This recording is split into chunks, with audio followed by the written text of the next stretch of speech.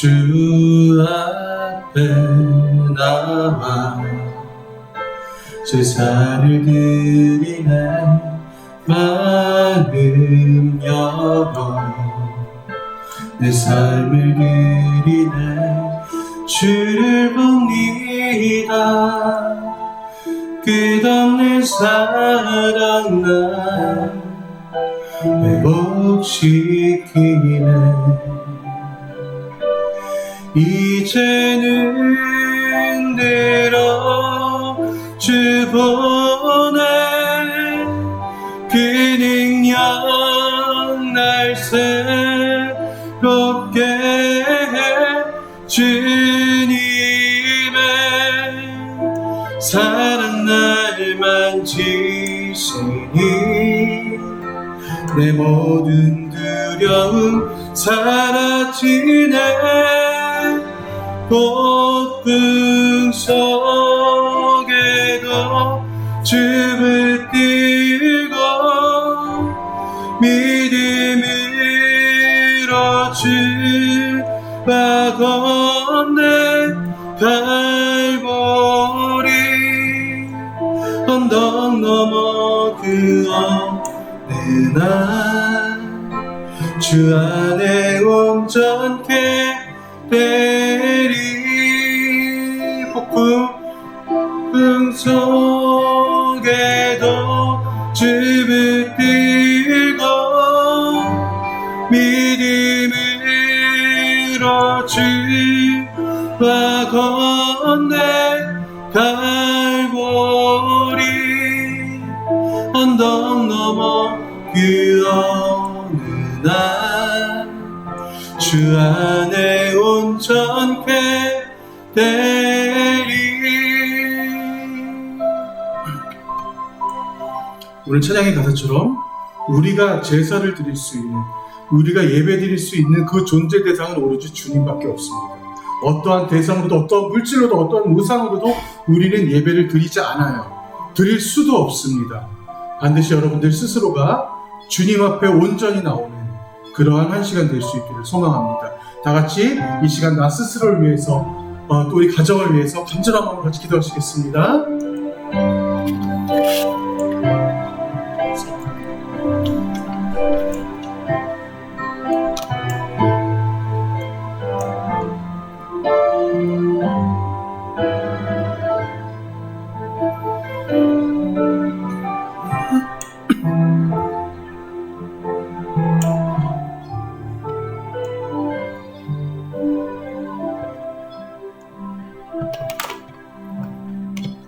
하나님 감사합니다. 아버지, 우리 청년들과 함께하여 주시옵소서.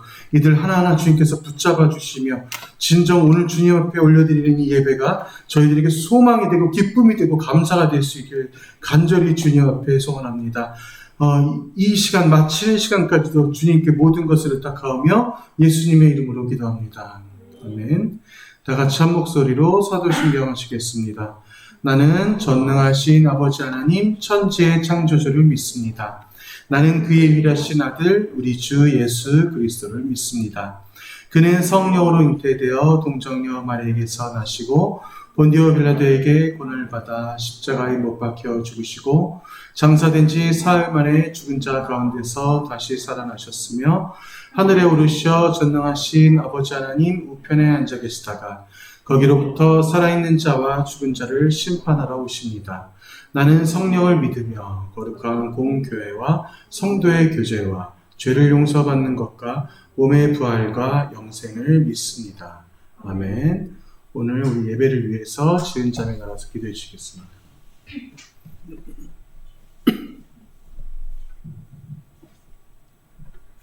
하나님 아버지, 오늘도 이렇게 예배를 드리기 위해 교회로 인도해 주심에 감사드립니다.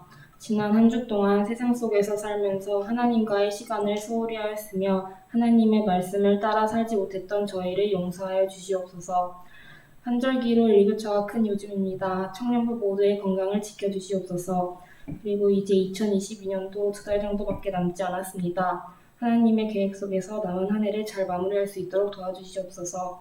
오늘 말씀을 전하시는 전도사님과도 함께하여 주시옵고 말씀을 듣는 저희도 은혜 받는 시간이 될 수 있도록 도와주시옵소서. 감사드리며 예수님 이름으로 기도드립니다. 아멘.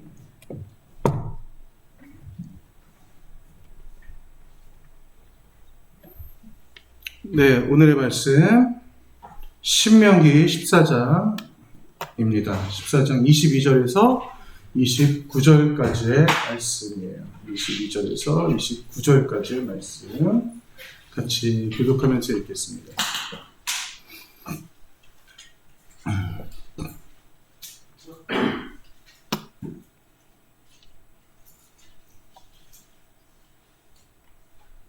우리가 지난 시간 공통 질문으로 11조에 대한 얘기를 같이 나눴었죠. 여러분 셀별로.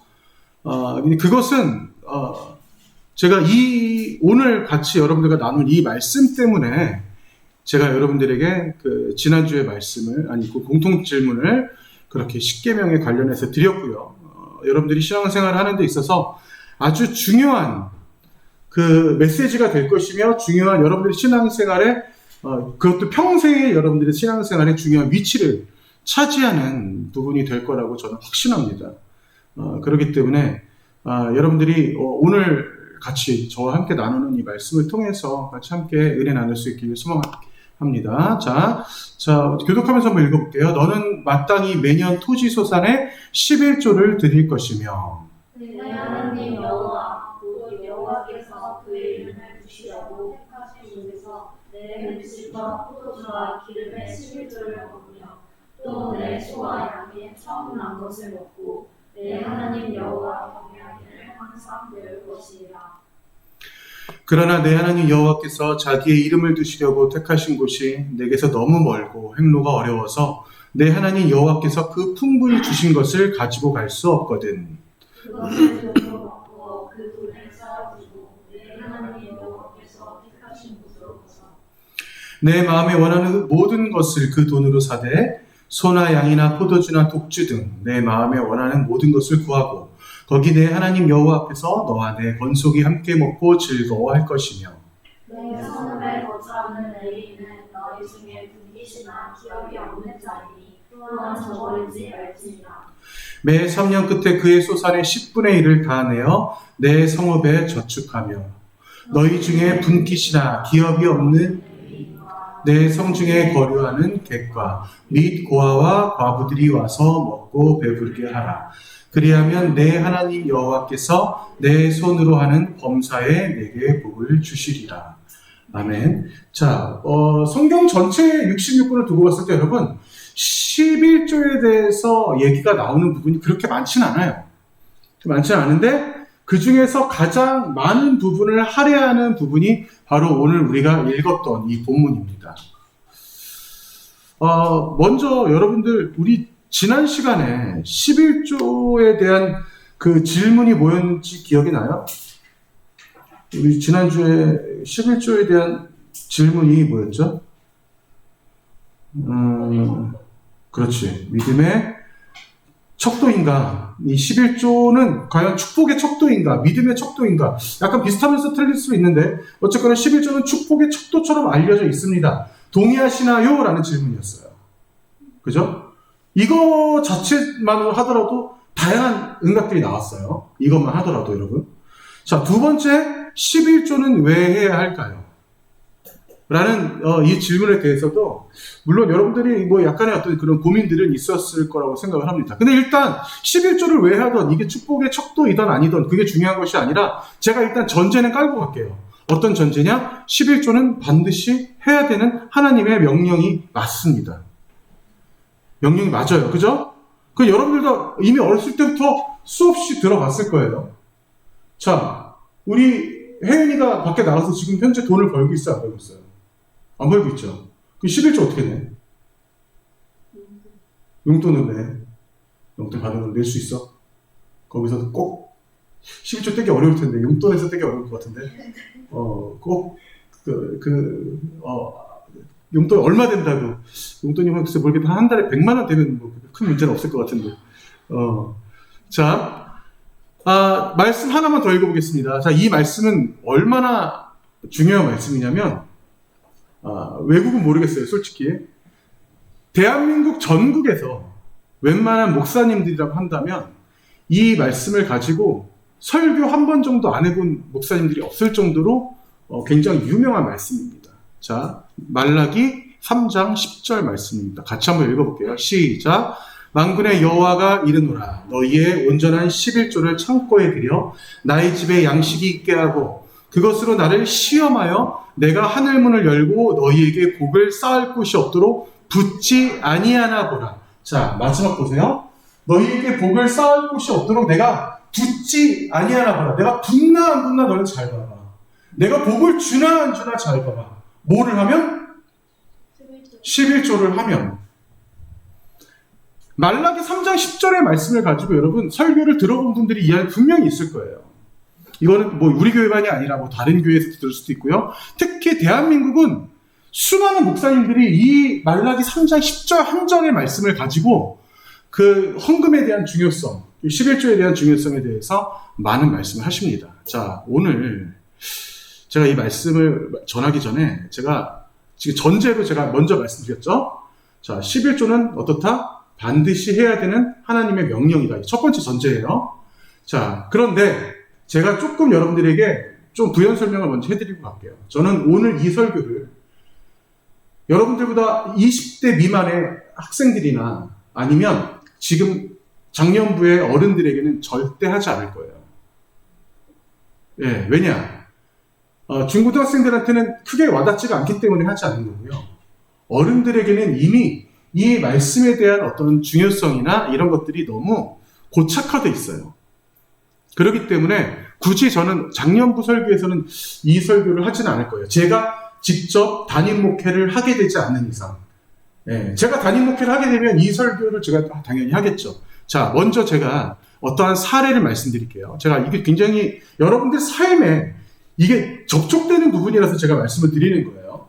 오늘 우리가 신명기 말씀을 읽었습니다. 신명기 말씀 안에서도 11조에 대한 얘기가 나와요. 11조에 대한 언급 자체가 나온 거는 이미 너희가 땅의 축복, 제가 지난 시간 말씀드렸죠? 자, 하나님이 인간에게 여러 가지 약속을 했어요. 야, 나는 너희들 다른 잡신들이랑 달라. 나는 유일한 신이야.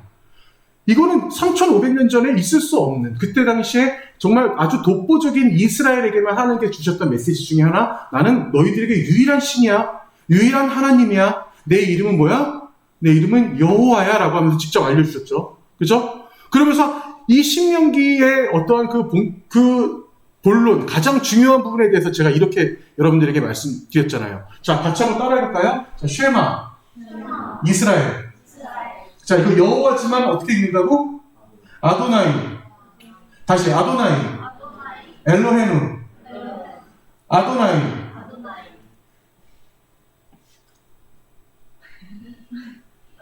에하드. 미안해요. 갑자기 까먹었어. 자, 에하드. 다시, 아도나이. 에하드. 자, 여기부터 쉐마, 이스라엘, 아도나이, 엘로헤누, 아도나이, 에하드. 자, 아도나이, 엘로헤누. 하나님은 우리의 하나님이시며 여호와 하나님은 유일하신 하나님. 쉐마 이스라엘의 그래서 이 신앙이 이 신명기 전체를 대변한다고 제가 말씀드렸어요. 자, 하나님은 우리의 하나님이시며 하나님은 뭐라고? 유일하신 하나님. 이 유일한 하나님을 하나님 굉장히 강조하십니다. 자, 그 두 번째 강조했던 게 바로 뭐냐? 바로 내가 너희들에게 수백 년 전부터 약속했던 바로 그것을 줄게. 그것이 뭐예요? 바로 땅. 땅 다른 말로 바로 물질. 또 다른 말로 돈이라는 거예요. 너희들이 한 번도 이집트에 있을 때부터 정말 내 땅, 요만한 내 땅 하나 없었던 애들이잖아. 그죠? 이스라엘 백성들이. 근데 이제서야 드디어 너희들 거, 진짜 네 거를 줄게. 진짜 네 거, 진짜 너의 집을 줄게. 여러분, 집을 안 사가서, 집 사본 사람 있나? 저 안 샀죠, 다. 개인 돈으로. 우리 은혜, 아직 안 샀죠. 세채 있는 것 같아서. 자, 근데 이 집을 여러분들 직접 사보면 알겠지만, 집을 사고 정말 그건 이루 말할 수 없는 그 감동이 있어요. 와, 진짜, 이게 내 땅이야? 아니, 대한민국 조그만데, 그 중에 이만한 내 땅이 있어. 라고 나도 말만 들어봤어. 내가 경험을 못 해봤어. 자, 그러한 정말 내 땅을 하나님께서 어떻게 주셨어요? 거저 주신 거예요. 예. 정말 몇백 년 동안 그 세월에 걸쳐서 그것도 모자라서 광야 생활을 40년을 뺑뺑뺑 돌다가 결과적으로 진짜 네 땅이야. 이제 가져. 너네들 유목민 생활 할 필요 없어. 너네들 돌아다닐 필요 없어. 이제는 가져 얘들아. 진짜 다 줄게. 이제서야 내가 너희들 다 줄게. 하면서 이 가나안 땅에 들어가는 이 기가 막힌 감동적인 역사가 이제 일어난 순간인 거예요. 자, 그런데 그러면서 하나님께서 그 물질에 대한 얘기를 물질을 주시면서 여기서 이제 하나의 얘기가 들어가죠. 뭐가 얘기가 들어가? 바로 갑자기 하나님께서 11조에 대한 얘기가 나오는 거예요. 물질을 줬으니까 물질을 이제 줬지만 너희들이 이제는 조금 더 디테일하게 나와의 관계에 있어서 좀 좋은 관계를 좀 맺어보자. 그 좋은 관계를 맺어보자 하면서 그게 여기서 나온 게 바로 뭐다? 그래서 하나의 11조의 개념이 나온 거예요. 자, 그러면 하나님과 좋은 관계 맺기 위해서는 11조를 꼭 내야 되겠네. 이게 지금 우리가 이론적으로 생각해보면 축복의 근원인 것 같기도 하고, 그리고 지금 이 신명기의 흐름을 보면 하나님께서 우리와 언약 맺으시고 계약 맺으신 대로 살아야 왠지 그게 정상이고, 그리고 그게 가장 우리가 잘 살아갈 수 있는 방법인 것 같고, 물론 그게 틀린 말은 아니에요. 자, 그런데 우리 이제 좀 돌아와 봅시다. 언디로 돌아오냐? 바로 지금으로 돌아와 볼게요. 자, 신명기는 일단 그렇다 칩시다. 자, 왜 그렇다 치냐면 하나님께서 인간에게 어떻게 살아가도록 이제는 알려주시는 상황이에요. 하나하나 알려주시는 상황인데, 자, 우리는 11조를 가지고 어떠한 핀잔을 들은 적이 있는 사람이 혹시 있나 모르겠어. 저는 이런 핀잔을 들어본 적이 있어요. 자, 어떤 핀잔을 들었냐면 너가 11조를 안 해서 그렇게밖에 못 사는 거야 라는 말을 들어본 적이 있어요. 자, 기독교적인 신앙에서 이런 말을 얼마든지 들을 수 있어요, 여러분. 자, 너가 11조를 안 하기 때문에 너 형편이 그거밖에 안 되는 거야. 너 그 수준밖에 못 살아. 너 지금 네가 원하는 대학 못 갔지? 너 11조 안 내서 그래. 너 원하는 직장 못 갔지? 너 11조 안 내서 그래. 너 집 사고 싶은데 아무리 용 써도 못 사겠지? 11조 안 내서 그러는 거야. 라는 핀잔과 정죄를 실제로 여러분 엄청나게 많이 합니다. 어디서 해요, 그거를? 교회에서 하는 거예요. 예. 자, 11조는 축복의 근원. 제가 첫 번째 질문이었어요. 제가 지난주에. 자, 여러분 잘 생각해 보세요. 11조가 축복의 근원이라고 칩시다. 예를 들어서 제가 평생 11조를 한 번도 빼놓지 않고 11조를 냈다고 쳐볼게요. 그럼 저는 축복받을 자격이 있어요, 없어요? 축복의 근원이라고 우리가 기구 가정한다면 저는 충분히 축복받을 자격이 있어요, 없어요? 있죠. 그런데 살다 보니까 지금 앉아있는 우리 서경이가 쟤는 평생 10에 3조를 내고 있어. 100만 원 벌면 30만 원 헌금 내고 1000만 원 벌면 300만 원 헌금 내고. 하나님, 저는 10에 1조로 만족 못합니다. 저는 10에 3조 낼 거예요. 그러면 서경이는 나보다 훨씬 더 큰 축복을 받는다라는 게 이론이네. 어떻게 생각하세요, 여러분? 맞아요? 여러분들도 그렇게 생각하세요? 이게 여러분 굉장히 11조라는 거는 아주 예민하고 민감한 문제예요. 제가 그래서 아까 제가 초반에 서두를 깐 게 그거예요. 11조는 반드시 해야 되는 하나님의 명령이지만 하지만 우리가 이 11조에 대한 개념을 정말 잘 가지고 가야 되는 겁니다. 이 11조에 대한 개념을 정말 우리가 이제부터는 좀 잘 생각하고 가야 돼요. 내가 10에 4조를 낼 수도 있고 10에 5조를 낼 수도 있어요. 자, 하나만 더 얘기할게요. 실제로 우리 교회에서 있었던 일입니다. 실제로 우리 교회에서 있었던 일이에요. 자, 어떤 일이냐? 바로 내가 첫 직장에 들어갔어. 내가 첫 직장에 들어갔는데 내가 첫 직장에 들어가자마자 첫 급여를 하나님께 다 드렸어. 아는 사람 알 거예요, 지금. 그죠? 예. 네. 어떻게 생각하세요? 이거 민감한 문제야. 자, 첫 직장에 들어가서 내 첫 급여를 하나님께 다 드렸어. 이거는 하나님의 축복이 어마어마하겠네. 10에 10조를 드렸어요. 그죠? 어마어마한 문제예요, 지금. 제가 이 말씀 여러분 드리는 이유가 있어요. 여러분 정신 똑바로 차리고 신앙생활 해야 되는 거예요, 정말로. 성경대로 살자고, 제발. 우리 진짜. 여러분 입장을 바꿔 생각해 볼게요. 여러분들이 자녀를 낳았어. 내가 애지중지 키워서 대학 보내고 대학원 보내고 정말 기가 막히게 좋은 직장 들어갔어. 지금 여러분들 입장을 생각해 보자는 거야. 그 여러분들이 첫 애를 낳았어요. 첫 애를 또 낳네. 미안. 애를 낳아서 그렇게 잘 키웠어. 그래서 그 아이가 첫 직장에 들어갔어. 첫 직장에 들어와서 그 아이가 급여를 받아왔어. 첫 급여를 받아와서 내 부모한테 가지고 옵니다. 엄마, 아빠, 제가 태어나서 첫 직장, 첫 급여를 받았는데 이 급여는 제가 부모님께 다 드릴게요. 라고 했을 때 여러분 받을 수 있을까 없을까? 이걸 받을 수 있을까 없을까? 이거를 받으면 너무한 것 같아. 석영이 받으려고 우리 표정인데? 우리 표정이 받을 것 같은데 지금. 당장 받을 것 같아. 뭐라 그럴 것 같은데 이거? 여러분 생각을 해보세요. 여러분이 인간된 입장에서 생각을 해도 그 급여를 어떻게 받아?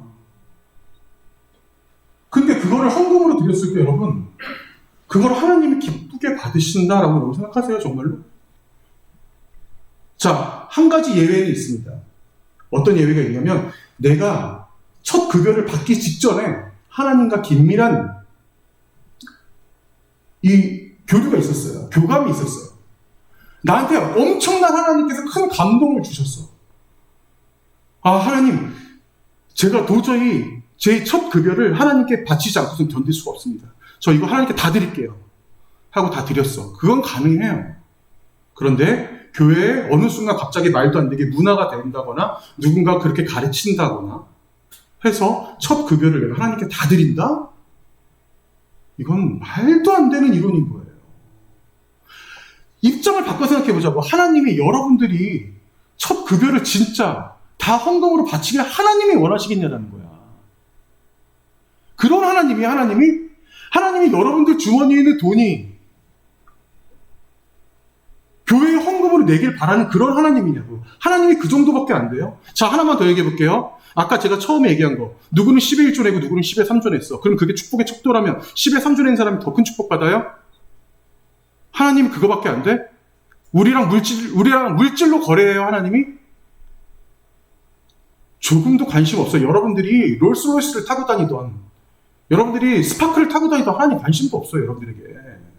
여러분들이 어떤 직장을 다니는 관심 없어요. 근데 하지만 하나님은 아시죠? 얼마나 너희들이 힘들게 벌은 돈인 걸 아세요, 하나님은. 그걸 여러분들이 얼마나 가치 있게 쓰느냐, 얼마나 의미 있게 쓰느냐, 선악 구분 없이 아무데나 쓰는 것이 아니라 진짜 그 돈을 가치 있게 제대로 쓰느냐, 오히려 하나님은 거기에 더 큰 관심이 있을 거라는 거예요. 왜? 그게 하나님께서 여러분들의 삶을 바라보는 방식이기 때문인 거예요. 여러분들이 11조를 내건 주정헌금을 내고, 내가 우리 셀끼리 내가 지난주에 여러분 셀 모임할 때 한 얘기가 있어요. 우리 유리 자매나 우리 요셉이는 다 들었지만 저 솔직히 여러분 하나만 얘기할게요. 제가 오늘 조금 설교 길어질까 봐 좀 걱정되는데, 어차피 공통 질문에 대해서는 제가 오늘은 해설이 없는 날입니다. 제가 하나만 얘기할게요. 제가 평생 제 모교회를 30년 동안 다니면서 모교회에서 보지 못한 것들을 제가 사역하면서 처음 본 게 있습니다. 여러분 그게 뭔 줄 알아요? 제가 30년 동안 모교회에서 보지 못했던 거를 제가 다른 교회 사역을 다니면서 이게 뭐야? 이게 본 게 있어요. 제가 전도사 사역을 하면서 그게 뭔 줄 알아요? 여러분들한테는 너무나 자연스러운 거예요. 주정헌금 봉투예요. 주정헌금 뭐예요? 그냥 주일헌금이에요. 이거 누구한테 내는 거예요, 여러분? 이거 누구한테 내게? 한번 말해볼래요? 주정헌금 누구한테 낼 거예요? 장로님한테 낼 거예요? 목사님한테 낼 거예요? 누구한테 내죠? 하나님께 드리는 거잖아요. 그죠? 주정헌금 여러분 하나님께 드리는 거예요. 하나님께 드리는 겁니다. 그렇기 때문에 우리는 그 돈을 내자마자 그 돈에 대해서 관심이 없어도 돼요. 나는 하나님과 1대1의 관계에 있기 때문에. 근데 다시 말씀드립니다. 하나님과 1대1의 관계에 있는 헌금이에요. 근데 누가 관여해요, 그거에 대해서? 어느 누구도 내가 얼마를 냈는지 관여할 수 있는 권한이 있어, 없어? 없어요. 그 권한은 누구한테만 있어요? 하나님한테만 있는 거예요. 내가 주정헌금 얼마를 냈더니 누가 무슨 관심이야. 제가 어렸을 때 30년 동안 저는 주정헌금 어떻게 낸 줄 알아요? 그냥 현금을 그대로 냈어요. 봉투 안에다가. 그거 헌금 함 안에다가. 그냥 그 안에는 현금만 있는 거였어요. 내가 뭐가 옳다, 뭐가 그르다라고 말하고 싶진 않은데, 여기서 중요한 건 뭐냐면요. 여러분, 주정헌금은요, 엄밀히 얘기하면 인간의 돈을 관리하기 위한 좋은 관리적인 수단으로 그게 생긴 겁니다. 제가 이런 말씀들을 여러분들에게 오늘 디테일하게 드린 이유는 뭐냐면, 여러분들이 이제 성인이에요. 11조 똑같습니다. 11조가 왜 중요하냐? 11조는요, 여러분, 교회에서 가장 많이, 교회에서 받는, 성도들에게 받는 헌금 중에 가장 큰 부분을 차지하는 게 바로 11조예요. 11조를 전 성도가 안 내잖아요, 만약에. 한 명도 안 내잖아요. 그 교회는 운영이 안 돼요. 절대 운영이 안 됩니다. 그렇기 때문에 11조는 너무나 크게 중요해요. 예. 누군가의 소득의 10분의 1이 굉장히 크게 중요하게 작용이 되기 때문에 그걸로 교회가 운영이 되는 건 맞아요. 그게 정상이고 그게 맞습니다. 맞긴 맞는데, 여러분, 이건 하나 알아야 돼. 11조 주정헌금 똑같아요. 여러분들 헌금 냈어요. 그 헌금 누구한테 냈다고? 그 헌금 누구한테 냈어요? 하나님께 올려드렸죠? 그러면 하나님께 올려드린 이상 여러분들이 그 헌금에 대해서는 뭐 예를 들어서 여러분이 물질적으로 아까워한다거나, 물론 여러분 안에는 그럴 사람들이 없는 거 알아요. 절대 그럴 일은 없지만 이제는 여러분 이걸 알아야 돼. 헌금을 하나님께 드렸지만 그 헌금을 관리하는 존재는 누구예요? 그 헌금을 관리하는 존재는 사람이에요. 그렇기 때문에 그 돈이 어떻게 쓰여지는지는 반드시 여러분들이 알아야 된다는 거예요. 나는 몰라도 돼요. 하나님께 올려드렸으니까. 이거 아닌 거예요. 그 돈을 하나님이 직접 주머니에 넣고 쓰면 그 말이 맞지. 우리가 헌금을 냈는데 헌금 봉투가 빙글빙글 돌아서 하늘로 올라갔어. 그래서 하나님이 아이고 잡았다. 그래서 이거 하나님이 그걸 직접 쓰신다면 괜찮아. 그러면 여러분 관심 없어도 돼요. 그런데 그 얘기가 아니에요, 여러분. 이 헌금은 어쨌든 간에 그 관리의 주체는 인간이 하잖아요. 우리 교회 똑같습니다. 여러분들이 낸 헌금이 어떻게 쓰여지는지 반드시 여러분들은 알 필요가 있는 거예요. 그거를 성경에서 우리가 같이 오늘 공부했고 읽었던 성경에서도 아주 디테일하게 하나님께서 어떻게 해야 된다고 알려주시는 겁니다. 자, 보세요. 여러분, 성공이란 말은 성경에 없어요. 성공이란 말은 성경에 없습니다. 그렇기 때문에 하나님께서는 여러분들에게 성공을 원하시는 것이 아니라 어떻게 살아야 되는지에 대해서 여러분들에게 하나님께서 디테일하게 알려주시는 거예요. 자, 민수기 18장 26절 말씀입니다. 너는 레위인에게 말하여 그에게 이르라. 내가 이스라엘 자손에게 받아 너희에게 기업으로 준 11조를 너희가 그들에게서 받을 때에 그 11조의 11조를 거제로 여호와께 드릴 것이다. 자, 레위인 누구죠? 바로 제사장들 대상으로 하는 사람들이죠. 이들에게 있어서 11조의 중요성에 대해서 지금 얘기하고 있는 겁니다. 자, 느헤미야 말씀 잠깐 볼게요. 레위 사람이 11조를 받을 때에는, 자, 여기 이때 당시에도 여러분 똑같죠? 뭐가 똑같아요? 우리가 11조를 냈을 때 그 11조를 관리하는 이 주체는 이때도 제사장들이었고 지금도 이 교회의 제사장급에 있는 사람들이 11조 여러분들 헌금을 관리하고 있는 거예요. 받을 때 아론의 자손 제사장 한 사람이 함께 있을 것이요. 레위 사람들은 그 11조의 10분의 1을 가져다가 우리 하나님의 전 곳간에 여러 방에 두되 곧 이스라엘 자손과 레위 자손이 거제로 드린 곡식갓에 포도주와 기름을 가져다가 성소에 그릇들을 두는 골방, 곧 섬기는 제사장들과 문지기들과 노래하는 자들이 있는 골방에 둘 것이다. 자, 이건 무슨 말이냐면 하나님께서 지금 직접 명령하시는 것이 지금 너희들이 성도들에게 받은 이 11조와 그들의 물질을 너희들이 허투루 하지 말고 잘 거룩하게 관리해라라고 하는 어떠한 그러한 의미로 여기 지금 두신 겁니다. 그러면서 제가 좀 정리를 해왔어요. 하나님께서 주신 하나님께서 말씀하신 그 11조는 하나님께서 택하신 곳과 택하신 곳이 멀고 행로가 어려운 곳, 이 두 개로 나눠서 그 11조를 어떻게 쓰냐면 이렇게 쓰고 이렇게 쓰라는 거예요. 다시 말씀드립니다. 그 11조를 잘 곳간 안에 두어서 잘 간직을 했다가 그 11조를 어떻게 쓰냐면 이렇게 쓰고 이렇게 쓰라는 거예요. 지금 어떻게 쓰고 있어요? 누구 앞에서? 하나님 앞에서 먹고 마시는 걸로 쓰고 있는 거예요. 이게 바로 11조의 용도인 거예요, 여러분. 자, 조금 더 들어가 봅시다. 자, 이런 하나님의 말씀이 그대로 수천 년간 이스라엘 백성들에게 지켜오면서 우리가 사도행전을 보면 제자들이 각각 이거 지금 사도행전 안에 지금 사도 바울이 어떻게 살았는지에 대한 짤막한 글입니다. 제자들이 각각 그 힘대로 유대에 사는 형제들에게 부조를 보내기로 작정하고, 여러분들 어디 그 경조사 가면 야 부조해야지 이런 말 하잖아요. 그 부조예요, 그 부조. 근데 여기서 한글로 쓰다 보니까 부조라는 표현이 됐는데 바로 헌금을 얘기하는 겁니다. 이 헌금이 지금 어떻게 쓰였어요? 자, 유대에 사는 형제들에게 부조, 헌금을 지금 받은 헌금을 그 어려운 형제들에게 지금 사용하겠다라는 겁니다. 이를 실행하여 바나바와 사울의 손으로 장로들에게 보내니라. 그때 당시에도 똑같은 직분자들을 얘기하는 거예요. 자, 두 번째 로마서입니다. 이는 마게도냐와 아게아 사람들이 예루살렘 성도 중 가난한 자들을 위하여 기쁘게 얼마를 연보하였어요. 여기 표현이 우리나라 말이 더 어려워. 이 연보 무슨 말이에요? 똑같아요. 헌금이라는 얘기예요. 자, 다시 말합니다. 예루살렘 성도들 중 가난한 사람들을 위하여 기쁘게 얼마를 헌금하였다라고 나옵니다.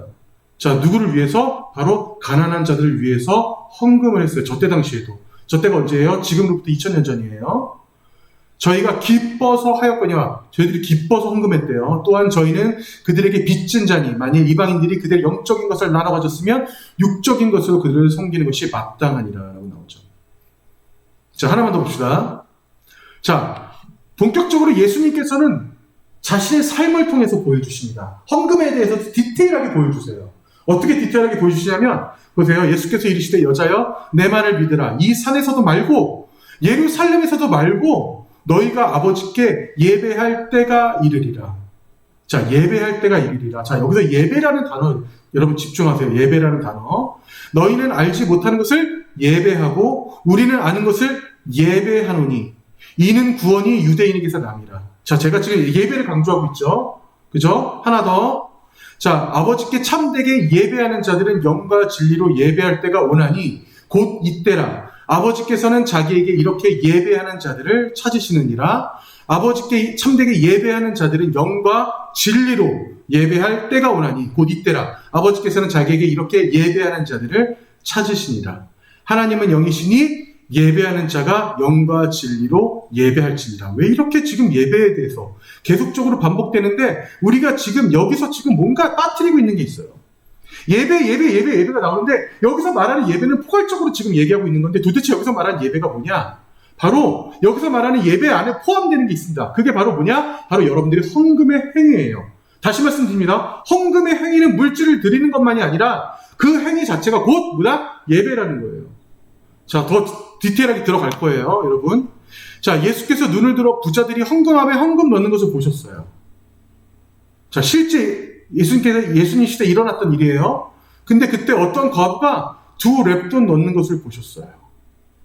대략 한 2만 원 정도라고 여러분 생각해 보세요. 2만 원. 이르시되 내가 참으로 너희에게 말하니 이 가난한 과부가 다른 모든 사람보다 많이 넣었도다. 예수님께서 그때 당시 사람들에게 이해하지 못할 만한 말씀을 하시는 거예요. 과부가 2만 원 넣었는데 뭘 그렇게 많이 넣었다고 2천만 원도 아니고 200만 원도 아니고 2만 원 갖다가 저 과부를 칭찬하실까?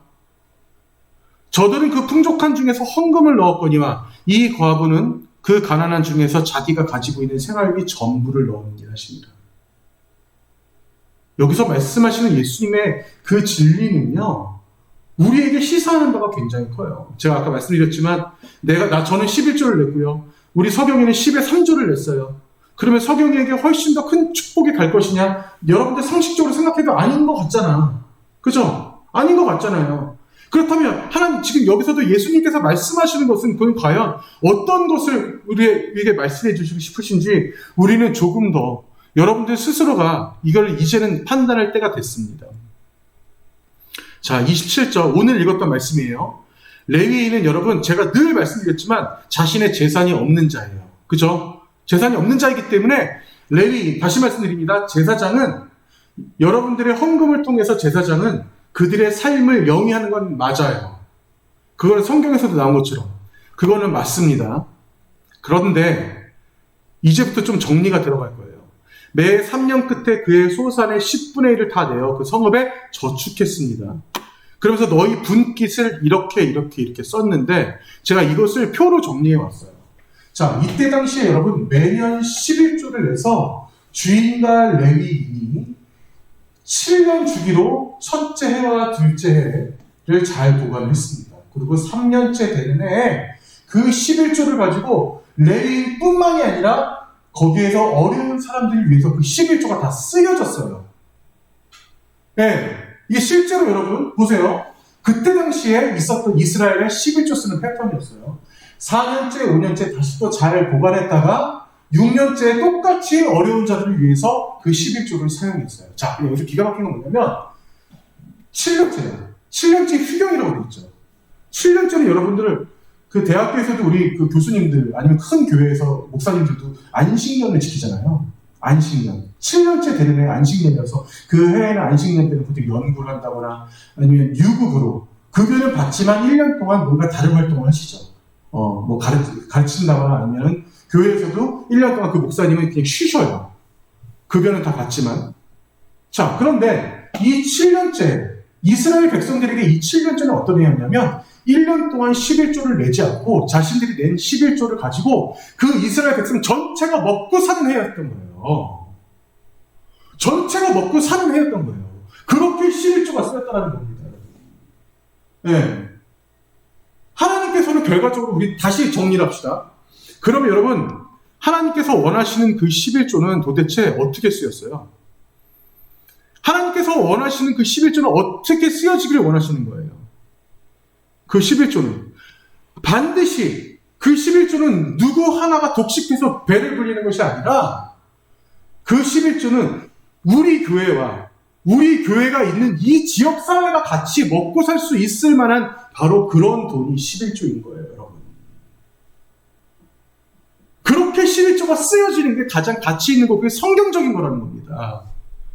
여러분들이 첫 직장을 가서 그 모든 그 급여 전체를 다 갖다가 헌금을 갖다 내는 것이 아니라 그런 것을 하나님이 그런 걸 기뻐하는 게 아니에요, 여러분. 그래서 11조를 잘 드리면 부자 된다? 11조를 잘 드리면 좋은 대학 간다? 11조를 잘 드리면 잘 살 수 있다? 다 사기꾼인 거야. 이런 말 자체는 정말 사기꾼들인 거예요. 왜? 그런 사람들 왜 이런 말을 왜 하겠어? 그런 사람들이. 정말 미안하지만 교회를 운영하기 위해서 사람들을 현혹시키는 말밖에 안 되는 거예요. 제가 그래서 오늘 이런 내용을 이 성경의 이 신명기의 이 내용을 제가 한 달 전부터 고민했어요.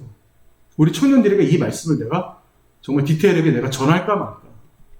근데 아무리 생각해도 이제는 여러분들이 이 세상에서 이 교회를 이끌어갈 세대인 거야. 여러분들만은 훨씬 더 투명하고 훨씬 더 가치 있게 그러한 신앙적 삶을 살아야 되는 거 아니에요? 훨씬 더 의미 있고 하나님이 원하시는 삶, 하나님께서 원하시는 삶인 거야. 이게 여러분 추상적으로 보여요? 실제로 이렇게 살았습니다. 수천 년간. 이스라엘 백성들 조금도 이렇게 산다고 해서 안식년을 이렇게 보낸다고 해서 이들이 조금도 부족하지 않았어요. 하나님께서 알아서 채워주세요. 그 부분에 있어서는. 우리가 걱정하니까 염려하니까 부족한 거야. 걱정하고 염려하지 않으면 하나님 분명히 반드시 여러분 채워주십니다. 하나님께서는 헌금을 드리는 그런 자들의 액수를 보신 게 아니에요. 그들의 마음과 중심을 보신 거죠. 그게 얼마나 여러분 진짜 여러분들에게 얼마나 그 중요한 그 핵심이 되겠어요. 자, 그러면 이쯤에서 여러분들에게 사실은 어떠한 질문이 있어야 되는 거예요. 그 질문이 뭔지 알아요? 바로 이거예요. 우리 오늘 서두에 읽었던 말라기 3장 10절은 그러면 어떻게 해석합니까? 다시 한번 보실래요? 만군의 여호와가 이르노라야. 하나님께서 말씀하신 거예요. 너희의 온전한 11조를 창고에 들여 나의 집에 양식이 있게 하고. 너희들 11조 다 내서 내 집에 하나님이죠 지금 양식이 있게 하고 그것을 나를 시험하여 내가 하나님으로 너희에게 복을 쌓을 곳이 없도록 부어주나 안 부어주나 봐라. 이거 무슨 말이야? 11조를 우리가 하면 할수록 양식을 우리를 더 축복해서 우리를 물질적으로 부유하게 만들겠다라는 그 말 아니에요. 그죠? 얼마나 인간의 목사가 갖다 쓰기 좋은 말씀인지 기가 막힌 거야, 사실은. 제가 이 말씀을 해석해 드립니다. 여러분 성경 있어요, 지금? 이제 성경 있나요? 자, 이 말씀을 여러분들 제대로 알기 위해서는 성경을 안 찾아볼 수가 없어요. 이 말씀 한 구절, 그래서 여러분 성경은 한 구절 가지고 설교하는 게 굉장히 위험하다는 거 여러분 아셔야 돼요. 자, 말라기 핍니다. 말라기.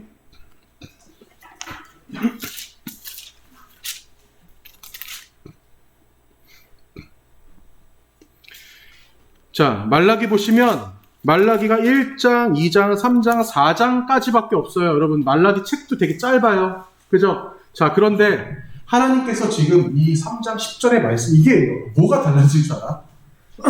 나는 가끔 이 말씀을 보면 그게 생각나. 아버지가 방에 들어가신다? 아니면 아버지 가방에 들어가신다? 뭐 약간 이런 이 뉘앙스의 그러한 그 말씀이 생각나는 이유가 뭐냐면, 여러분 말라기 1장 6절 잠깐 보실래요? 이게 제가 이 말씀을 왜 드리냐면, 이 말라기 선지자가 이 성경을 하나님께 영감을 받아서 쓴 이유가 있다는 거예요. 그 이유가 뭐냐? 이 성경은 가장 중요한 게 뭐냐면 대상이 중요해요. 대상. 이 성경을 누구를 대상으로 썼냐가 중요한 거예요. 1장 6절 보세요. 내 이름을 멸시하는 제사장들아, 나 만군의 여호와가 너희에게 이르기를, 나오죠. 자, 한 장 넘겨보세요. 한 장 넘겨보세요. 자, 2장 1절 보세요. 2장 1절 더 디테일하게 나옵니다. 너희 제사장들아, 이제 너희에게 이같이 명령하노라라고 나오는 거예요. 3장 10절 누구에게 주신 말씀이에요? 누구에게 주신 말씀이에요? 3장 10절 목사에게 준 말이에요. 목사에게. 성도에게 준 말이 아니라 목사에게 준 말이에요. 이 말씀은. 그렇기 때문에 이 말씀을 잘못 해서는 절대 안 된다는 건 너무 위험하다는 거예요. 자, 그런데 이 말씀을 가지고 너희들 11조 해야지 복을 받는다라고 설교를 교회에서 하는 이유가 있습니다. 두 가지 이유가 있어요. 첫 번째, 그렇게 해야 11조를 내니까. 자, 두 번째, 진짜 잘 몰라서. 목사지만 진짜 잘 몰라서 설교를 그렇게 하는 경우도 있어요. 세 번째, 남들도 다 그렇게 설교하니까. 인 거예요. 여러분, 다시 말씀드립니다. 여러분, 말라기를 10번, 20번, 100번 읽어보세요. 이 말씀의 대상이 누구인지. 성도가 아닙니다. 제사장이에요, 제사장. 하나님께서 제사장들에게 말하는 거예요. 뭐라고 말해요? 자, 제가 다시 풀이해드립니다. 만군의 여호와 이르노라, 제사장에게 온전한 11조를 창고에 드려. 이게 무슨 말이에요? 여기서 말하는 온전한 11조 무슨 말이에요? 너희들이 11조를 받아서 조금이라도 삥땅 치지 말고 온전하게 그 11조를 하나님의 창고에 잘 모셔놔라는 얘기예요. 제사장에게 하는 얘기라고요. 성도들에게 하는 얘기가 아니라. 성도들은 온전하게 11조를 내는데 그 온전한 11조를 제사장들이 잘못 쓰고 있다는 거야. 왜? 여러분 예수님 시대 가봐요. 예수님 시대 누구랑 제일 많이 싸워? 바리새인들 제사장들이랑 맨날 대판 싸웠잖아요. 예수님이. 네. 그들이 부정하기 때문이에요. 예수님이 잡아놓던 그 사람 누구예요? 제가 이것도 여러분들이 몇 번 설명했었죠. 올해 부활절 제가 설명했어요. 예수님이 잡아놓던 그 사람 누구예요? 그 제사장? 그 제사장도 역시 정강훈 목사처럼 자기 아들 아니면 자기 사위에게 세습을 시켜서 제사장을 만든 인간인 거예요. 자기들끼리 떵떵 부자처럼 살아가고 있는. 너희들 11조, 성도에게 받아들인 11조를 엉뚱한 데 쓰지 말고 창고에 들여라라는 말입니다. 나의 집에 양식이 있게 하고 그것으로 나를 시험하여. 너희들 제발 나를 시험하지 마. 제사장과의 말씀을 하시는 거예요. 자, 근데 마지막 말씀이 중요하죠. 여러분 보세요. 너희에게 복이 쌓을 곳이 없도록 내가 너에게 부어주나 안 부어주나 잘 봐라 라고 하는 어떠한 이런 말이 있죠. 자, 이거는 여러분 우리는 너무나 기복신앙주의적으로 생각하고 있는데, 제사장들이 더 이상 하나님의 것을 도적질하지 말고 백성들로부터 받은 11조를 모두 하나님의 집에 잘 쌓아놓으면 제사장들이 지금까지 지었던 죄들, 나 같은 제사장들이 지금까지 지었던 죄들을 하나님께서 내가 너희를 용서해 줄게 라는 의미인 거예요. 그것이 바로 너희에게 복을 준다는 의미를 그렇게 사용하신 겁니다. 제사장들아, 너희들이 11조 엉뚱한 데 쓰지 말고 그것을 잘 모았다가 그것에 대해서 너희들이 정직하게 나온다면 내가 너희들이 지금까지 지었던 죄를 다 사해주는 복을 줄게라는 의미인 거예요. 벌써 이게 여러분 보세요. 말씀 한 구절 가지고 우리가 그 말씀을 이해한다는 게 얼마나 어렵다는 게 벌써 여기서 드러나는 거예요. 여러분 절대 그러지 마세요. 여러분 제일 위험한 게 뭐냐면 오늘 하나님 나한테 주시는 말씀이 뭘까 하면서 성경책을 두루루루 쭉 펴서 거기서 딱 찍은 말씀이 오늘 하나님 나한테 주시는 말씀. 이런 인간들 가끔 있거든. 절대 그러지 마세요. 이건 점 보는 거랑 똑같은 짓이야. 그래서 여러분들 수많은 교회들이 없어지는 것 중에 하나가 뭔지 알아요? 여러분 실제로 우리가 그런 비슷한 걸 하고 있어요. 언제 하고 있어? 그렇지. 31일 날 말씀 뽑는 거 그거 뭐야? 앞뒤 말씀 다 잘라놓고 한 개의 말씀 딱 뽑아서 이게 내 올해 나한테 주신 말씀. 이게 뭐야? 너무 미신적이잖아. 이런 걸 안 해요. 이제는 교회에서 많은 교회들이 안 합니다. 근데 하지만 그 말씀이 그래도 이왕이면 축복 말씀으로 다 추려서 모아놨기 때문에, 왜냐면 거기에 저주의 말씀이 나오면 큰일 났잖아. 엄밀히 따지면 여러분 66번에 있는 저주의 말씀까지 다 들어가 있어야 돼. 거기서 뽑는 게 제대로인 거야. 사실은 그렇게 뽑아야. 그런데 다 축복 말씀만 거기다 뭐 200개 넣어놨어. 누가 뽑아도 다 좋은 말씀인 거야. 그게 뭐야. 진짜. 우리에게 있어서 여러분, 제가 지금 말씀드리지만, 말씀 한 구절로 그 말씀 절대 해석 안 됩니다. 앞뒤 문맥도 살펴봐야 되고, 이게 누구한테 썼는지, 그때 시대도 바라봐야 되고, 제가 모세 오경을 여러분들에게 설명하면서 어떻게 시작을 했어요? 네? 3,500년 전, 5,000년 전, 그때 당시의 문화와 역사와 이런 것들부터 같이 여러분에게 얘기를 하잖아요. 그걸 얘기 안 하면 이미 여러분들 이해의 척도 자체가 너무나 낮아지는 거예요. 그냥 문자로만 여러분들이 그 성경을 해석할 수밖에 없는 겁니다. 말라기는 다시 말씀드리지만 여러분 11조 얘기가 아니에요. 말라기는 하나님의 언약을 깨고 타락한 이스라엘 상태를 얘기하는 거예요. 말라기 갖다가 자꾸 11조 성경이라고 얘기하는 사람들도 있어요. 절대 굉장히 위험한 겁니다. 여러분 혹시라도 여러분들 중에서 저는 알아요. 뭘 아냐면 그 심정을 알아요. 저도 어렸을 때부터 부유하게 살지 않았기 때문에 절대 여러분들이 11조를 할 수 없는 상황이라고 스스로를 절대 자책하지 마세요. 절대 자책하지 마세요. 11조를 할 수 없는 상황이 얼마든지 있을 수 있고요. 하나만 더 얘기할게요. 11조는 절대 돈으로만 내는 거 아니에요. 여러분들의 헌신으로 낼 수 있는 거고요. 제가 봤을 때 최소한 여기 있는 여러분들은 충분히 11조 다 하고 있는 사람들이에요. 정말로. 자, 하나님의 은혜를 11조를 안 내는 거는 정말 이거 물론 안 내는 것 자체는 하나님의 명령을 거부하는 겁니다. 자, 그런데 이런 사람들도 있어요. 저는 살다 보면서 이런 사람들도 많이 만났어요. 심지어 저의 친한 친구들도 그거를 가지고 저를 비난을 했어요. 그게 바로 뭐냐? 너는 교회에서 11조 내는 게 아깝지 않니? 11조를 갖고 비난하는 사람들이 있습니다. 그들은 하나님의 은혜를 모르는 자들이에요. 우리는 11조를 내는 것을 하나님의 명령으로 생각하고 그리고 그게 당연하고 생각하고 있지만 우리 이제는 패러다임을 좀 바꿔봅시다. 아니, 패러다임을 바꾸는 게 아니라 여러분들이 그동안 잘못 알고 있는 사실들을 바꿔드릴게요. 제가. 자, 뭐를 바꿔드리냐면 자, 다시 말씀드립니다. 11조를 내서 축복을 받는다.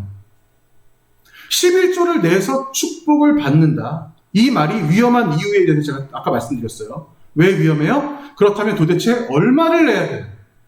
내가 큰 축복을 받고 싶으면, 내가 진짜 큰 축복을 받고 싶으면 내가 11조를 내는 것이 아니라 10의 5조를 내고 10의 6조를 내면 더 큰 축복 받아? 아니라고 제가 말씀드렸죠? 자, 여러분들 우리가 큰 착각하고 있는 것은 뭐냐면요. 여러분들이 11조를 내기 때문에 복을 받는 게 아니에요. 여러분들은 복을 받았기 때문에 11조를 낼 수 있는 사람들인 거예요. 여러분들은 그 사실을 알아야 돼요. 여러분들이 이미 축복을 받은 사람들이고 여러분들이 은혜를 받은 사람들이고 그 엄청난 예수 그리스도의 고난과 순환을 알고 있고 충분히 구원받았기 때문에 나오는 여러분의 행위인 겁니다. 제가 아까 말씀드렸죠. 예수님이 말씀하신 그 말씀 중에 계속 예배를 강조하셨어요. 자, 그렇다면 11조, 제가 이 개념을 다시 말씀드립니다. 11조를 여러분 정말 착각하고 있는 게 여러분이 11조를 내는 이상 여러분 그 돈에 대해서 잊어버리시는 게 맞아요. 물론 그 돈을 관리하는 주체는 인간이지만 여러분들이 그 인간이기 때문에 여러분들이 그 돈이 어떻게 쓰이는지를 정말 여러분들이 두 눈을 아주 쌍심지를 켜고 그 돈이 어떻게 흘러가는지를 자세히 여러분들이 살펴봐야 되는 것도 맞아요. 자, 그렇지만 이 11조와 이 헌금에 대해서 여러분들이 정말 제대로 알아야 되는 것은 예수님이 하신 말씀이 맞아요. 그게 바로 뭐가 맞냐? 11조는 축복을 받기 위해서 내는 것이 아니라 이미 구원받은 나이기 때문에, 이미 축복을 받은 나이기 때문에. 자, 다시 예를 들어볼까요, 여러분? 가나안 땅 들어간 이스라엘 백성들 11조를 냈기 때문에 가나안 땅 들어갔어요? 가나안 땅 들어간 다음에 11조를 내기 시작했어요. 이미 물질적인 축복 다 받은 다음에 그들 11조를 내기 시작한 거예요. 그들이 11조를 안 냈으면 가나안 땅 안 집어넣었어? 하나님이 그런 하나님이야? 그들이 헌금을 안 냈기 때문에 하나님이 가나안 땅 안 집어넣냐고. 전혀 다른 이유로 1세대가 못 들어간 거잖아요. 헌금이랑 아무 상관없어요. 여러분들 급여의 100%를 다 하나님께 바친다고 하나님께서 여러분들 가나안 땅 집어넣을 것 같아요? 하나님 아무런 관심 없다니까? 이미 알고 봤더니 이스라엘 백성들은 가나안 땅을 다 받은 다음에, 이미 축복을 다 받은 다음에, 아니 다시 말할까? 축복을 받은 자들이기 때문에 가나안 땅 못 들어간 사람은 11조 낼 이유가 없는 거야. 이미 큰 축복을 받았기 때문에 11조를 낼 수 있는 자격이 생긴 거예요. 조금 더 이거를 이제 우리가 조금 더 정리를 해갑시다. 자, 예배가 시작됐어요. 한주희 전도사가 나와서 찬양을 인도합니다. 자, 그 다음에 사도신경을 하고요. 대표기도가 나와서 대표기도자가 대표기도를 하고요. 그 다음에 광고가 들어가고요. 자, 광고를 하기 전에 제가 뭘 빼먹었죠? 바로 찬양과 함께 헌금을 냈어요. 그죠? 여러분 11조는 뭐예요? 11조는 여러분들에게 있어서 하나님과 함께 교감하는 예배일 뿐이에요. 11조가 어떠한 조건이 들어간다거나 뭘 해서 뭘 한다라고 하는 공로의식이 들어간다고 하는 것이 아니라 11조는 우리가 주일 성수를 하듯이 매주 하나님 앞에 나와서 예배를 드리듯이 똑같은 예배 행위일 뿐입니다.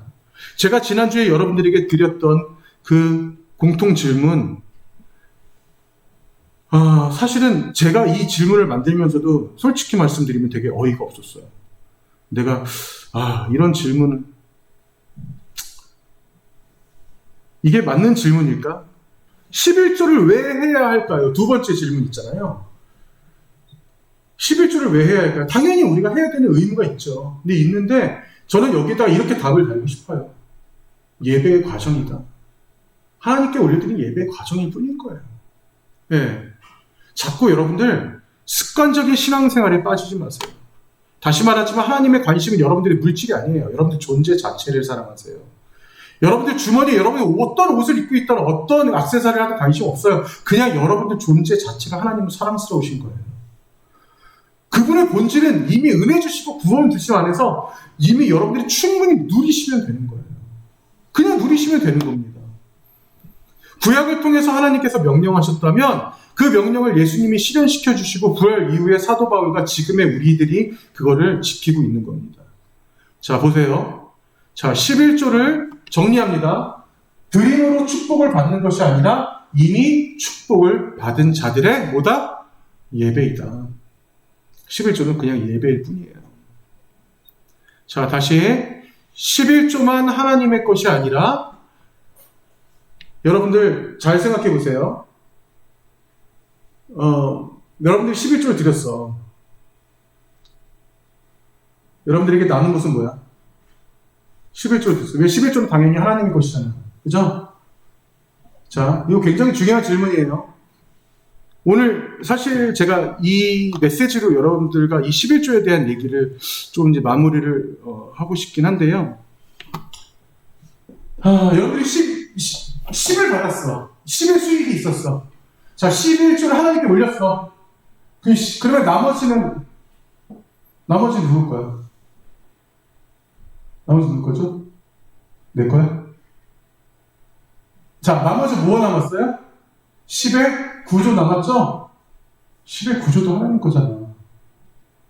11조가 하나님 게 아니라 하나님 거이기 때문에 우리가 11조를 드리는 것이 아니라 10의 9조도 하나님 거잖아. 그렇지 않아? 여러분 10의 9조가 여러분 나머지는 다 제 거예요. 하나님 탐내지 마세요 라고 생각하는 사람은 여러분 11조 못 냅니다. 그렇게 생각하는 사람은 여러분 11조 못 내요. 10의 9조조차 하나님의 것이라고 생각하기 때문에 우리는 11조를 낼 수 있는 사람들인 거예요. 11조가 그렇게 탐나서 하나님께서 11조를 내라고 여러분들이 하는 게 아니라는 거예요. 자, 다시 정리합니다. 11조를 드림으로 축복받는 것이 아니라 이미 축복을 받은 자들의 예배이다. 11조가 하나님의 것이 아니라 11구조도 하나님의 것임을 여러분 잊지 말라는 거예요. 우린 이거 고백이 나와야 되는 거예요. 하나님, 제 모두가, 저의 전부가 하나님 거잖아요. 하나님 책임져 주세요. 하나님 함께 해주세요. 하나님, 제가 이제는 정말 하나님이 원하시는 그 삶 가운데 제가 거하겠습니다. 우리는 모세오경을 통해서 하나님의 말씀하신 의도와 진리, 우리 예수님이 모두 담게, 모두 그 모든 것들을 담고 이 땅에 오셔서 그 모세오경에서 우리가 미처 이해하지 못했던 것들을 예수님께서 또 직접 삶을 통해서 보여주셨어요. 어떠한 물리적으로나 철학적으로 이해되지 못한 것들이 있습니다. 그런 것들 예수님이 그 실체를 통해서 다 보여주신 거예요. 막상 예수님이 모세오경 시대 이후에 딱 이 세상에 오니까 개판인 거야. 6월절도 개판이고 성전에서 물건 팔고 돈놀이하고 앉아있고 성도들끼리 그냥 물질러서 서로 주고받고 머리치 싸우고, 네. 그것도 모자라서 누가 더 잘 사네 못 사네, 누가 더 잘해, 누가 더 잘생겼네 못생겼네.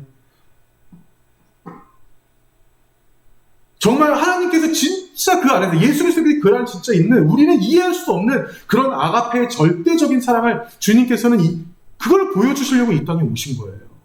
그렇기 때문에 사실 여러분들 이 모세오경이라는 게 여러분 기가 막힌 게 뭐냐면요, 하나님이 모세오경을 주셨어요. 모세오경을 예수님이 직접 몸소 실천하신 거예요. 네. 결과적으로 제가 1년 동안 여러분들에게 모세오경을 설명하고 그렇게 여러분들에게 이 모세오경을 디테일하게 조금 더 알려주려고 노력했던 이유는 그 모든 모세오경의 내용을 예수님께서 직접 실현하셨기 때문에 그런 거예요. 자, 그런 예수님께서 바로 어떻게 우리가 이 세상에서 살아가야 되는지 그 방법을 실현하십니다. 그 실현하신 바로 그 실현의 핵심이 뭘까? 그 핵심이 뭐죠? 제가 좀 아까 얘기했어요. 그 실현의 핵심은 바로 우리는 범접할 수도 없는 그 하나님의 뜨거운 아가페 사랑. 그래요. 어제 이거 한참 오렸네. 저기다 붙이려고 그냥 한참 오렸어. 진짜 우리는 생각할 수 없는 그런 사랑을 주시기 위한 그 예수 그리스도의 정말 그 헌신이, 또 그분의 그 사랑이 우리는 정말 지금도 이해할 수 없는 그런 사랑인 거예요. 자, 제가 굉장히 좋아하는 신학자가 아닙니다. 제가 여러분들에게도 여러 번 소개했던 사람이에요. 바로 C.S. 루이스예요. 이 C.S. 루이스가 이런 말을 했어요. 참 이것도 기가 막힌데, 하나님이 우리가 선해서 사랑하는 것이 아니라 그분이 우리를 사랑하시기에 선하게 변화시켜 주신다. 아무리 대단한 문학가이지만 제가 이 C.S. 루이스에 대해서 몇 번 얘기했었죠. 이 사람 어렸을 때부터 하나님 믿었던 사람 아니에요. 네, 태어나자마자부터 무슨 신앙이라고 그래? 모태신앙 아니야. 이 사람 정말 기가 막힌 사람이에요. 이 사람. 네. 대학원 시절에 자기 친구들이랑 4명이서 앉아서 테이블에서 새벽 2시, 3시까지 계속 토론을 하고 종교적인 얘기를 하고 하나님 얘기를 하다가 그때 갑자기 회심이 온 사람이에요. 하나님 계셨군요. 하나님 제가 정말 큰 실수했습니다. 그 자리에서 무릎 꿇고 기도하면서 눈물 흘리면서 주님 만난 사람이에요. 정말 논리적으로 하나님을 만난 사람인 거예요. 정말 논리적으로. 예. 하나님이 우리가 선해서 사랑하는 것이 아니라 그분이 우리를 사랑하시기에 선하게 변화시켜 주신다. 얼마나 기가 막힌 말이에요. 여러분들에게 복 주시려고 하나님께서 11조를 내라는 것이 아니라 이미 복을 받은 사람들이기 때문에, 은혜 받은 사람, 구원받은 자들이기 때문에 여러분들이 11조를 낼 수 있다라는 그 사실들을 잊으시면 안 됩니다. 10의 1조만 하나님의 것이 아니라 10의 구조도 하나님의 것이라는 것을 여러분 잊으시면 안 되는 거예요. 그 신앙만 가지고 산다면 여러분들이 평생 11조를 낼 때마다 더 가치 있게, 더 기쁜 마음으로 하나님께 올려드릴 수 있을 거라는 거예요. 그리고 이 11조에 대해서 혹시라도 잘못된 설교를 여러분이 들었을지라도 그거에 대해서 여러분이 분별할 수 있는 그 새로운 신앙적 가치관을 또 확립할 수 있는 겁니다. 같이 우리 찬양할 텐데요. 제가 여기 중고등부 교사들 많이 있지만 제가 제가 설교할 때 많이 했던 사람이에요. 여러분들도 아시겠죠? 예수님 옷자락 잡은 여인 있잖아요. 이 장면은 여러분 예수 그리스도의 정말 사랑의 진수를 보여줍니다. 모세 오경에 따라서 그 사람들이 그때 당시에 살았어요. 이 여인이 어떤 여인이었어요? 매일같이 끊이지 않는 하혈을 하는 여인이었던 거예요. 아니, 하혈을 한 번만 해도 7일 동안 부정하다고 레위기에 나와. 근데 이 여인은 매일같이 하혈을 했어요. 혈루증이었던 거예요. 그 혈루증을 고치지 못한 채 12년 동안 고생했어요. 그런데 그렇기 때문에 이 여인은 나는 환자야 라는 아픔보다도 더 큰 아픔이 있었어. 그게 바로 뭐야? 나는 부정한 죄인이야. 나는 용서받을 수가 없어. 계속 하혈을 하는 그런 상황에서 조금 더 정결하게 주님 앞에 나갈 수가 없어. 그게 왜 죄야? 그러니까 예수 그리스도께서 뭐라고 말씀하세요? 이 여인을 한 번에, 그 12년 만에 한 번에 모든 것을 끊어주십니다. 자, 첫 번째, 예수님 옷깃을 만졌어요. 실제로 1세기 문화 때는 위대한 사람들이 옷깃을 만지면 내가 잘 될 거라는 미신이 있었어요. 실제로 1세기 때. 그것 때문에 이 여자가 옷깃을 만졌는데 진짜 자기 몸에서 혈루증이 끊겼다는 걸 자기 몸으로 느껴요. 여인이. 자, 그런데 이 여인은 몸에서 피가 끊기긴 했어요. 혈루증이 다 낫긴 했지만 지금 한쪽으로는 지금 등골이 쌓일 거야. 왜 등골이 쌓여요? 죄를 졌거든. 예수 그리스도. 이미 2,000명 넘는 사람들이 따라다니고 있는 예수 그리스도 옷깃을 잡았거든. 이거 어떻게 사함받아야 돼? 사함받아야 되거든. 이것 또한 사함받아야 돼. 근데 예수님은 그거를 모르시는 분이 아니에요. 내 옷을 붙잡을 수 있는 사람은 1세기 단 한 명밖에 없었어요. 그 한 명은 바로 누구냐? 바로 나의 자녀밖에 없었던 거야. 그렇기 때문에 예수님이 뒤를 돌자마자 이 여인에게 제일 첫 번째 뭐라고 하세요? 따라라고 하시는 거예요.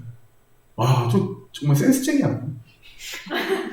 예수님 너무 멋있는 거예요, 진짜. 남자들 진짜 이런 남자가 돼야 돼요.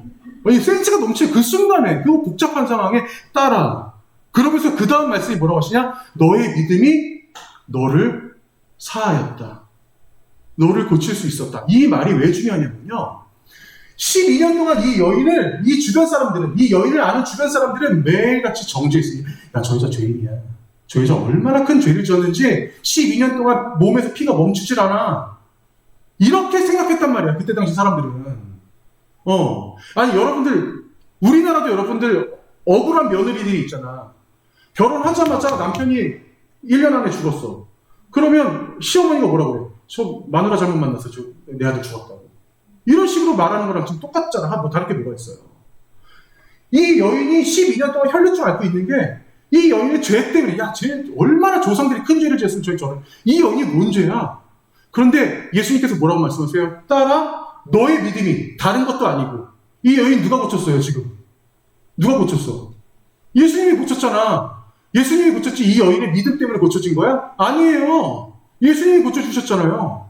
그런데도 불구하고 예수님이 뭐라고 말씀하세요? 너의 믿음으로 너가 고침받았다라고 말씀하시는 거예요. 이건 무슨 말이에요? 그 주변에 수천 명의 사람들이 그거 들으라고 하신 말씀이에요. 어느 누구도 이제부터 이 여자한테 정죄하지 마. 이제부터 내 딸이야. 이제부터 내 자녀야. 이 여인만은 이 자리에서 누구도 뭐라고 할 수 없어. 무조건 천국 갈 수 있는 여자야. 라고 그런 말씀을 나에게 해주신다고 생각을 해봐. 얼마나 은혜야. 정말 얼마나 은혜야, 여러분. 예. 지은아, 걱정하지 마. 너 무조건 천국 가. 내가 너 끝까지 너 지켜줄게. 얼마나 은혜예요. 하나님이, 예수님이 그 심정을 알고 있는 거예요. 이 여인의. 그게 바로 우리는 따라갈 수 없는 그 사랑의 진수인 겁니다.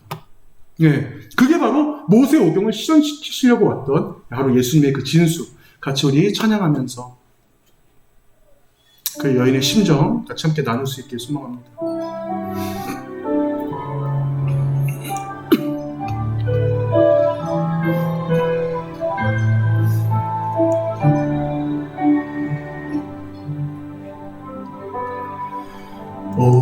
오래전부터 날 흐르는 내 안에 깊은 절망 아무 희망도 어떤 기대도 내게 없는데 사람들의 외면과 날 거절하는 눈빛 아픈 산처럼 짙은 어둠으로 깊이 빠져만 가는데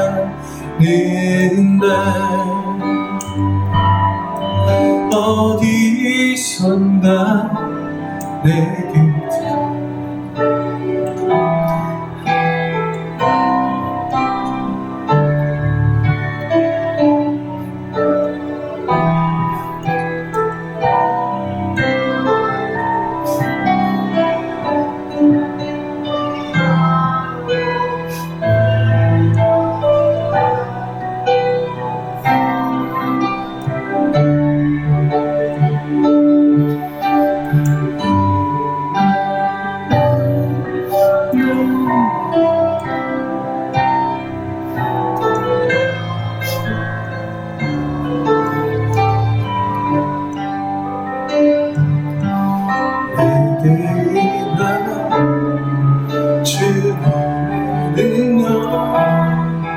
날 누르는 아픔의 근원을 고치셨네.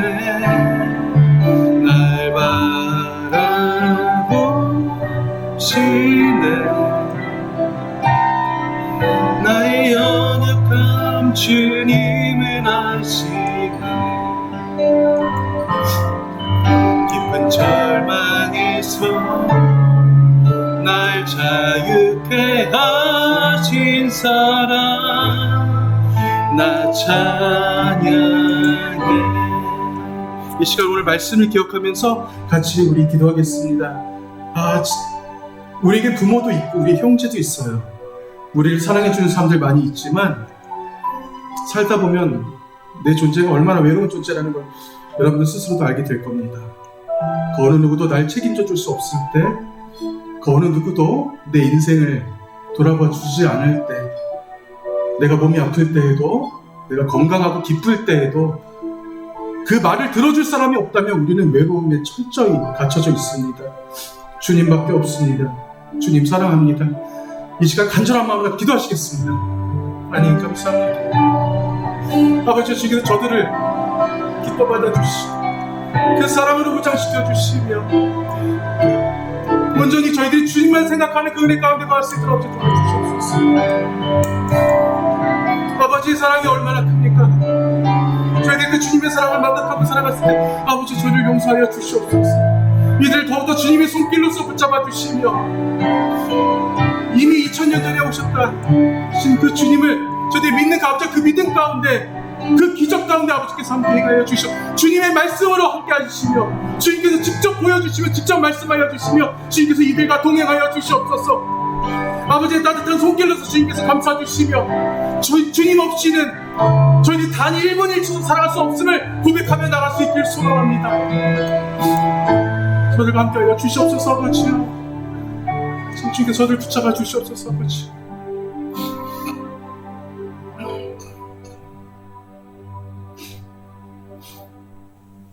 하나님 감사합니다. 아버지, 저희들 진심으로 주님만을 너무나 사랑합니다. 주님, 저희들이 주님 앞에 모든 것을 고백하고 내려놓을 수 있는 우리 청년들 될 수 있길 소망합니다.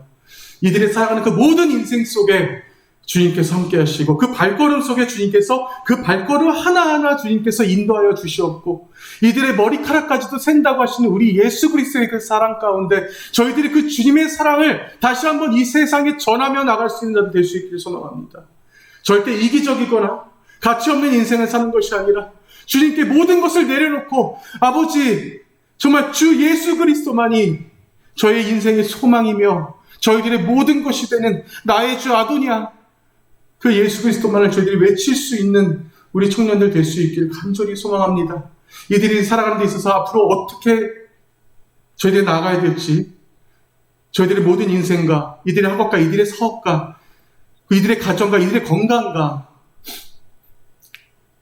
진정으로 이들이 남아있는 그 모든 어떤 그런 신앙적 그런 가치관까지도 주님께서 인도하시며 주관하여 주시옵소서. 더 많은 사람들에게 먼저 본이 되며 예수 그리스도의 사랑을 바르게 전할 수 있는 그런 가치 있는 우리의 그 인생 될 수 있길 간절히 소망하며 이 모든 말씀 예수님의 이름으로 기도합니다. 아멘. 다 같이 주기도문 하시겠습니다. 하늘에 계신 우리 아버지, 아버지의 이름을 거룩하게 하시며 아버지의 나라가 오게 하시며 아버지의 뜻이 하늘에서와 같이 땅에서도 이루어지게 하소서. 오늘 우리에게 일용할 양식을 주시고 우리가 우리에게 잘못한 사람을 용서하여 준 것 같이 우리 죄를 용서하여 주시고 우리를 시험에 빠지지 않게 하시고 악에서 구하소서. 나라와 권능과 영광이 영원히 아버지의 것입니다. 아멘.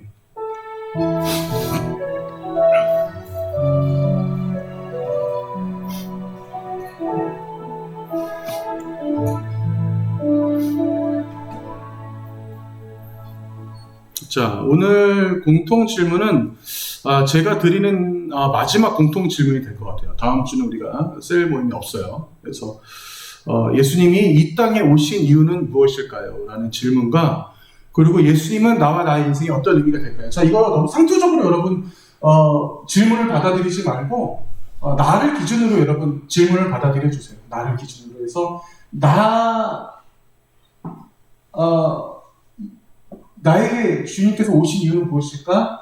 나에게 어떠한 의미가 될 수 있을까? 라는 것을 여러분들의 신앙 고백이 될 수 있는 그러한 셀 모임이 됐으면 좋겠습니다. 자, 그리고 다음 그 우리 기도 다음 주에 요셉이가 해주시고요. 우리 군대에 있는 친구들 예배 잘 드리겠나 모르겠네. 지금 요즘 제가 확인을 못 해봐갖고. 네. 어쨌든 기도 부탁드리고 그 다음 주에 우리 청년부 예배를 3시간에 맞추고 회식을 가질 거예요. 회식을 가질 건데 가능하면 이제 나가서 우리 좀 식사를 해야 되는데 근데 우리가 아직 그 좀 장소를 확실하게 제가 정하지 못했어요. 그래서 이건 좀 목사님하고도 좀 얘기가 좀 필요한 부분이라서 좀 얘기하고 이렇게 정할 수 있도록 하겠습니다. 자, 그러면 우리 흩어져서 셀 모임 가져주세요.